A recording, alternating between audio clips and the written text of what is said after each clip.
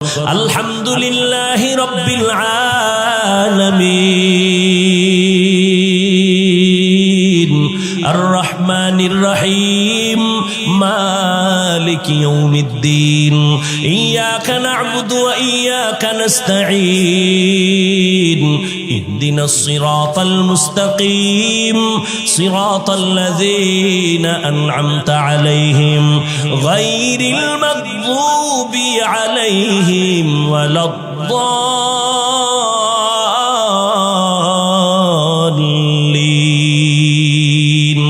হাটহাজারীর হুজুর বসে আছেন অফিসে। হাটহাজারী সরকার ডাক দিয়া কয়, এই মন্ত্রী দৌড় দে, হাটহাজারীর সাথে বেয়াদবি হবে না, হুজুরের দোয়া নিয়ে কাজ আছে তাড়াতাড়ি। মন্ত্রী মহোদয় এমন একটা দৌড় দিছেন, হাটহাজারী হুজুরে তো সোফার মধ্যে বসা। মন্ত্রী জীবনে টুপি না দিল, একটা টুপি লাগায় দৌড়।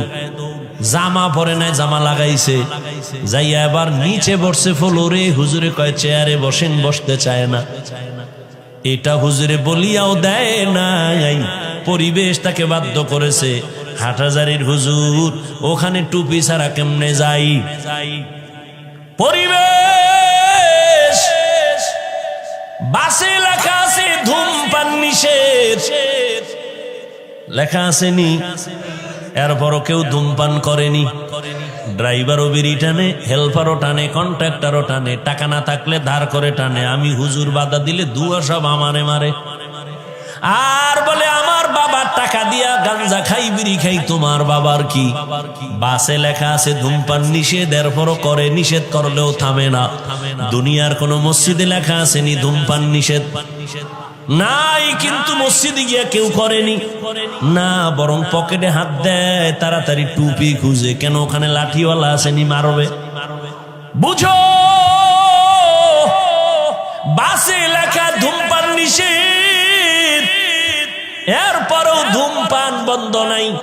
মসজিদে লেখা নাই ধূমপান নিষেধ, এরপরও সবাই করে না কেন? এর একমাত্র কারণ সৎসঙ্গে স্বর্গবাস। কয় না কা? পরিবেশ, ওখানের পরিবেশ আর মসজিদের পরিবেশ কিনা? সোহবতে লে তোরা লে কুনাত, সোহবতে তো লে তোরা তো লে কুনাত জামানা, সোহবতে বা আউলিয়া বেহতের সদ সালাত বেরিয়া। আজকের বয়ান তাদের জন্য যারা রবের সাথে আসলে কি চাই আমরা? তার রব কি দাড়ি ছাড়া চান? চান রবের সাথে মোলাকাত করবেন, তো দাড়িবিহীন তো যাওয়া যাবে না, দরজা লক থাকবে, দরজা খুলে যাবে। অটো বলে, অটো কেমনে কয়? স্ক্রিনের সাথে একটা লক লাগায় দিছে, চেহারাটা দেখলে তালা খুলবে। কেমন? কয় দাড়িওয়ালা চেহারা। আল্লাহ তাআলা বলেন, রবের সাথে যারা মুলাকাতের নিয়ত করেছো, তোমাদের জন্য কর্মসূচি দুইটা। এক, তোমরা নেক আমল করবা। দ্বিতীয়, আমল করতে গিয়া রবের ইবাদতের মধ্যে যেন অন্য কেউ অংশীদার না হয়, শিরিক না হয়। শিরিক এমন এক মারাত্মক অপরাধের নাম, শিরিক যুক্ত আমল কিয়ামতের ময়দানে ফালা নুকিমু লাহুম ইয়াউমাল কিয়ামাতি ওয়াজনা, ওজনই করা হবে না। ইন্নাল্লাহা লা ইয়াগফিরু আন ইউশরাকা বিহি ওয়া ইয়াগফিরু মা দুনা যালিকা লিমান ইয়াশা ওয়া মান ইউশরিক বিল্লাহ ফাকাদ দাল্লা দালালাম বাঈদা ওয়া মান ইউশরিক বিল্লাহ ফাকাদ ইফতারা ইসমান আযীমা ওয়া মান ইউশরিক বিল্লাহ ফাকাদ হারামাল্লাহু আলাইহিল জান্নাহ। যারা শিরিকের গুনাহ করবে তাদের জন্য জান্নাত হারাম হয়ে যাবে। আল্লাহর মতো আল্লাহ আছে মনে করা শিরিক, আল্লাহর গুণের মতো কারো গুণ আছে মনে করার নাম শিরিক, আল্লাহর ক্ষমতার মতো কারো ক্ষমতা আছে মনে করার নাম শিরিক। যারা মনে করবে তাদের নাম হলো মুশরিক। এরে নবীর আশিক, শিরিক থেকে নিজেকে বাঁচাও আর ইখলাসের সাথে নেক আমল করো। বেশি আমলের দরকার নাই। নবী বলেন অল্প আমল করো, তবে আমলটা ইখলাসওয়ালা হতে হবে, অর্থাৎ খালিসান লিওয়াজহিল্লাহি তাআলা। আমি যে কোনো কাজ করব একমাত্র আমার আল্লাহর সন্তুষ্টির জন্য, নবীজির তরিকায় করব। অল্প আমলও যদি হয় জান্নাতের দরজা খুলবে। অল্প আমল নাজাতের জন্য দরওয়াজা খুলবে। আল্লাহর এক বান্দি চূড়ান্ত গুনাহগার জাহান্নামী নারী। ও নগরকান্দা এলাকার পর্দার আড়ালের মা বোনেরা, কান লাগায় শুনেন রে মা বোন, এই দুনিয়ায় তো আপনার মতো দামি আর কোনো মা হতেই পারে না। আপনারা তো নবীদের মায়ের মতো মা, সাহাবায়ে কেরামদের মায়ের মতো দামি মা। আপনারা তো খাদিজা রাদিয়াল্লাহু আনহার মতো নারী, ফাতেমা রাদিয়াল্লাহু আনহার মতো দামি নারী, খাদিজা রাদিয়াল্লাহু আনহা, আয়েশা রাদিয়াল্লাহু আনহার মতো দামি নারী, ইসমাইল নবীর মা হাজেরা আলাইহা সালামের মতো দামি নারী। আপনারা তো ঈসা নবীর মা মারিয়াম আলাইহা সালামের মতো দামি নারী। আজ নগরকান্দার স্টেজে সারা নগরকান্দা ফরিদপুরের মানুষ তাকাইয়া তাকাইয়া দেখছে এই মাদ্রাসা থেকে যারা হাফেজে কোরআন হয়েছেন, আলেমে কোরআন হয়েছেন, আজকে তারা মর্যাদার ফজিলতের পাগড়ি নিলেন। কিয়ামতের দিন আমার আল্লাহ নিজের কুদরতের হাতের দ্বারা এদের মাথায় মুকুট পরাবেন।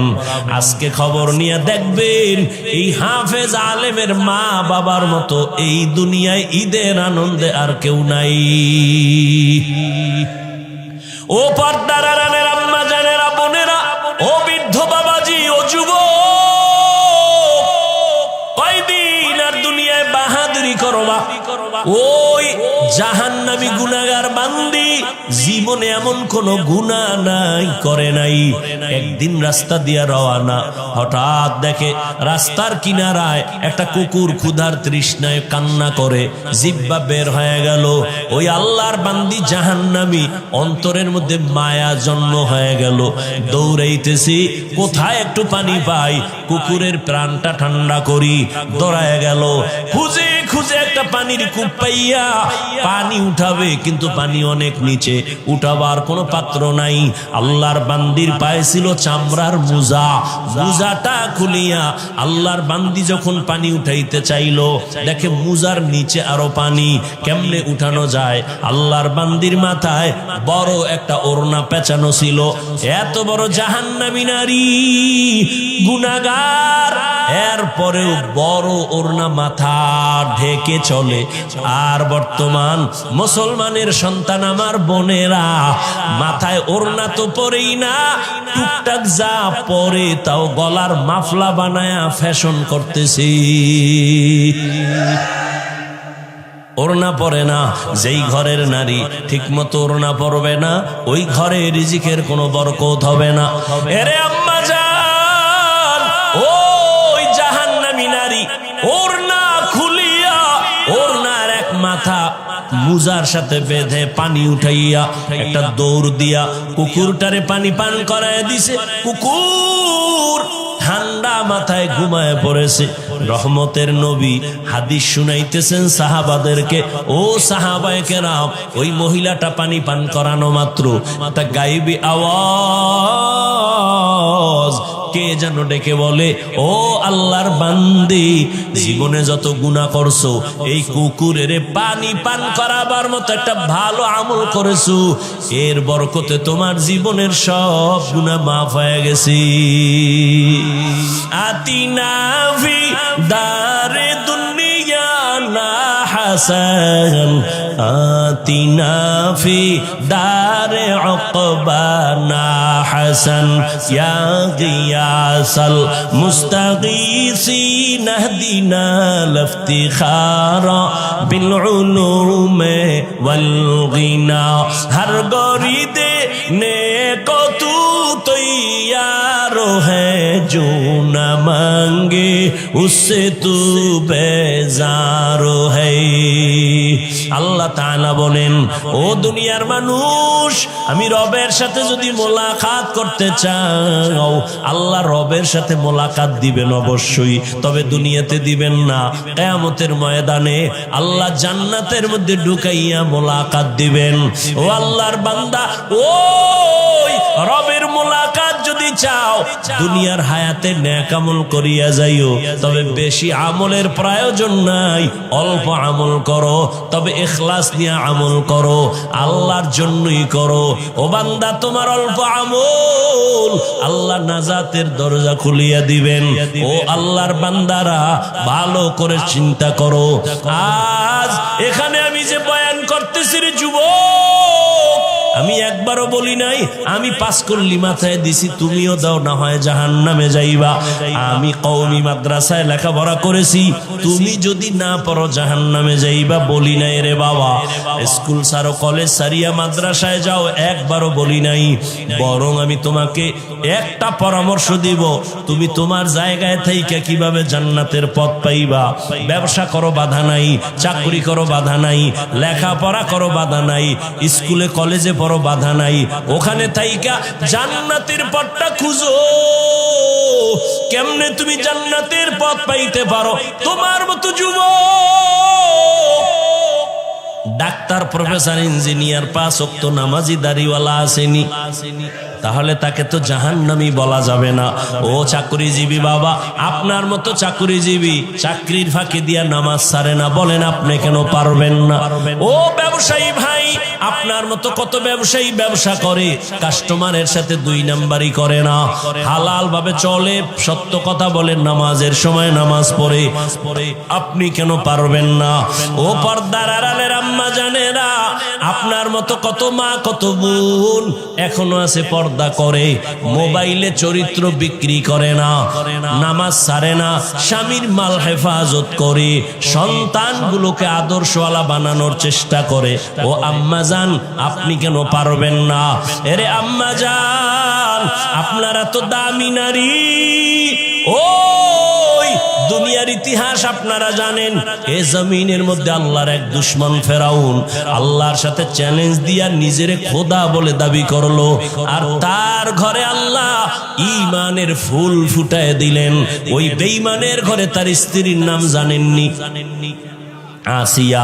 আল্লাহ তারে এমন ভাবে কবুল করেছেন, রহমতের নবী বলেন, কিয়ামতের দিন আসিয়ার সাথে আমি মুহাম্মদের সাথে বিবাহের বন্ধন হয়ে যাবে। এরে নগর কান্দার পর্দার আড়ালের মা, আপনার স্বামী তো ফেরাউনের মতো খারাপ না। আপনি কি পারেন না নামাজ পড়ে স্বামীর জন্য দোয়া করবেন? আপনি যদি স্বামীরে বুঝাইতেন, ও স্বামী আমার, নামাজ পড়িও, আর আল্লাহর কাছে হেদায়েতের দোয়া করতেন, আল্লাহ আমার স্বামীরে হেদায়েতের দৌলত দাও, নামাজি বানাও, আমার স্বামীর কামাই রুজি ব্যবসায় বরকত দাও। আর মাঝে মাঝে যদি স্বামীরে বুঝাইতেন আর বলতেন, স্বামী, মা বাবার আদর চাইরা তোমার ঘরে আসি, না খাইয়া থাকলেও আসি, খাইয়া থাকলেও আসি, তোমার কাছে আমার দাবি, জীবনে একটা হারাম টাকা ঘরের মধ্যে ঢুকাইবা না, কোনো কামাই রুজি অবৈধভাবে করবা না, অবৈধ টাকার খানা খাইয়া আমাদের রক্ত নাপাক করব না, আমাদের সন্তানদের রক্ত নাপাক করব না। আম্মা জান যদি বুঝাইতে পারতেন, আপনার স্বামী কোনোদিন অবৈধ হারাম টাকা ঘরে নিতে পারতো না। এরে আম্মা জান, আজ আপনার আদর্শ এত দামি আদর্শ, আপনার আদর্শের দ্বারাই তো একটা সন্তান আদর্শবান হবে। একটা গাছ ভালো হলেই তো গাছের ফল ভালো হবে। এরে আম্মা জান, আবার বাবার কথা বলি না কেন তাও তো প্রশ্ন করতে পারেন। শুধু আমাদের বলেন কেন ভাই, বাবার কথা কেন বলেন না? রহমতের নবী আপনাদের মর্যাদা বাবার তুলনায় বেশি দিয়েছেন। ও আম্মা জানেরা, একটা সন্তান বাবার তুলনায় মায়ের কাছে সময় বেশি কাটায়, এবং মা যা করে ওটা দেখে দেখে সন্তান শিখে। দেখবেন যেই ঘরের মা 5 বেলার নামাজ পড়ে, হঠাৎ আজান হয়ে গেছে, আম্মা জান কাপড় টেনে মাথা ঢেকে দিয়েছেন, দেখবেন দেখে দেখে বাচ্চাটাও আজান দিলে মাথার কাপড় টেনে দেয়। মা দৌড়ে গেছে অজু করার জন্য, বাচ্চাটাও মায়ের দেখা দেখি অজু করতে গেল। মা সুন্দর করে অজু বানাইছে, বাচ্চাটা তো অজু বুঝে না, অজু বানাইতে গিয়া হাফ গোসল কইরা জামা ভিজায় ফেলছে। মা অজু বানাইয়া যায় নামাজে দাঁড়াইয়া হাত বুকে লাগাইয়া সূরা পড়া শুরু করলো, আলহামদুলিল্লাহি রাব্বিল আলামিন আর রহমানির রহিম মালিকি ইয়াউমিদ্দিন ইয়াকা না'বুদু ওয়া ইয়াকা নাস্তাঈন ইহদিনাস সিরাতাল মুস্তাকিম সিরাতাল লাযীনা আন'আমতা আলাইহিম গায়রিল মাগযুবি আলাইহিম ওয়ালাদ-দাল্লিন।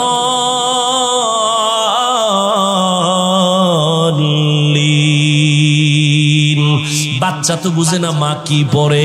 ওই বাচ্চাটা মায়ের ঠোঁটের দিকে তাকাইয়া দেখি মা ঠোঁট নাড়ায়, ওই বাচ্চাটাও দাঁড়ায় দাঁড়ায় ঠোঁট নাড়ায়। মা যখন রুকুর ভেতরে যায়, সন্তানটাও রুকুর মধ্যে যায়। মা যখন সেজদায় চলে যায়, বাচ্চাটাও সেজদায় যায়। মা সেজদা দেয় নাক আর কপাল লাগাইয়া, বাচ্চাটা গাল লাগায় মায়ের মুখের দিকে তাকায়, দেখে মা ঠোঁট নাড়ায়, বাচ্চাটাও ঠোঁট নাড়ায়। আমার রবের অন্তরে মায়ার জোশ। আল্লাহ বলেন, ফেরেশতা দেখ ওই বাচ্চাটা কি তামাশা করে, ঠোঁট নাড়ায় কেন? বলে আল্লাহ ওর মা ঠোঁট নাড়ায়। ওর মা কি বলে? ইয়া আল্লাহ, ওর মা বলে সুবহানা রাব্বিয়াল আ'লা। আল্লাহ কয়, ফেরেশতা ওই বাচ্চাটাও বলে সুবহানা রাব্বিয়াল আ'লা, ওর সওয়াবটা মায়ের আমলনামায় উঠায়া দাও। এর এলাকার মা বোনেরা ও যুবক, লেখাপড়া করে একজন ডাক্তার হও, বাধা নাই, অন্তর ভরে দোয়া করে গেলাম। এই এলাকার মুসলমান, নগরকান্দা মাদ্রাসার মানুষ, দুইজন আল্লাহর প্রিয় বান্দা আমার ডানে বামে বসা আছেন। দোয়া নিও রে বাবা, উলামায়ে কেরামের দোয়া ছাড়া সফলতা জীবনে আসবে না। যতই বাহাদুরি করো, মা বাবার দোয়া ছাড়া জীবনে সফল হতে পারবা না। মুরব্বী শিক্ষকদের দোয়া ছাড়া সফলতা জীবনে আসবে না। আল্লাহর জাতের কসম, ওই মা বাবার দোয়া না নিয়ে আগাইতে পারবা না। ও যুবক, ডাক্তার হও, ইঞ্জিনিয়ার হও, প্রফেসর হও, তবে আমার ছোট্ট তোমার কাছে দাবি, জীবনে বেয়াদব হইও না। মা বাবার দোয়া নিয়া, শিক্ষকের দোয়া নিয়া, উলামায়ে কেরামের দোয়া নিয়া ডাক্তার যদি হইতে পারো, জীবনটা তোমার সফল। মরিয়া গেল মানুষ দোয়া করবে, স্মরণ করবে। ইঞ্জিনিয়ার হইলেও তুমি সফল, আল্লাহ জান্নাতের পথ তোমার আসান করে দিবে। মা বাবার দোয়া ছাড়া তুমি এখনো কিন্তু বেঁচে নাই। ওই মা বাবার চোখের বানিয়ার দোয়া, ওই দোয়ার কারণে আজ আমি হাফিজুর রহমান চেয়ারে বসছি, বয়ান করতেছি।